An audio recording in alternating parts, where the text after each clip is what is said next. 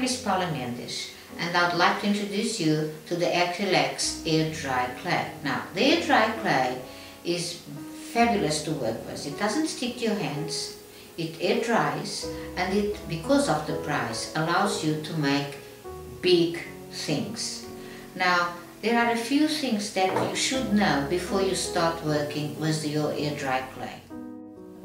Rule number 1. Always keep your air dry clay closed. We usually use the plastic film we use in the kitchen. So what we do is we open the bag, we take the little bit we need, and we are going to dye it. The natural color is an off-white. You can color it with acrylic paints, with fabric paints, or with oil paints. It's only a case of liking more this or that. I prefer to use the oil paints. I think it lasts longer, the clay. Now I'm going to teach you, as you see I've got my gloves on, I'm going to teach you how to dye it. You only need a little bit of color to color this amount of air dry clay. You put a little bit. This is more than enough. And you work it. That's why I've got my gloves on, so I don't get all the paint on my hands. It might look a bit messy, but it allows you to have a whole range of colors and choose the colors you want. And some colors we need more than the others, so it's much better to buy natural color and dye as you like, according to your needs. As you see, it's already almost colored. I'm going to work a little bit more, and by the time I'm finished, it will be absolutely one color.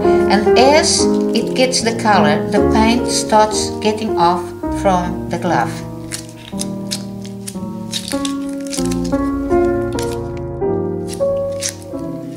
You see, as I said before, the paint starts to get off the glove. And the color here is absolutely uniform. Also notice that it doesn't break, it's elastic, and it keeps the shape, so it doesn't bend all over. This is very good when we want to make little dolls or little objects like that. Now I'm going to take off my gloves, and the first thing I do is to wrap my air dry clay so it doesn't get any air. Now the next step is to teach you how to work it. If you want to run your clay through the pasta machine, then you just have to roll it a little bit with the plastic roller. Doesn't have to be very thin. This should be enough. Take a little bit of cream. I usually put a little bit of Nivea cream on the rollers so it doesn't stick, and I roll my clay through the pasta machine. Now everybody said that this was not possible to be done because it would stick. Nonsense, it does not stick and you can do it. The next step, you can texture it. You just put it on top of a texture mold, you press, and there you are, all textured. And then you can do whatever you want with it. You can use stamps. You can go deep into it, it doesn't crack. Now you can even color your stamps and stamp the clay.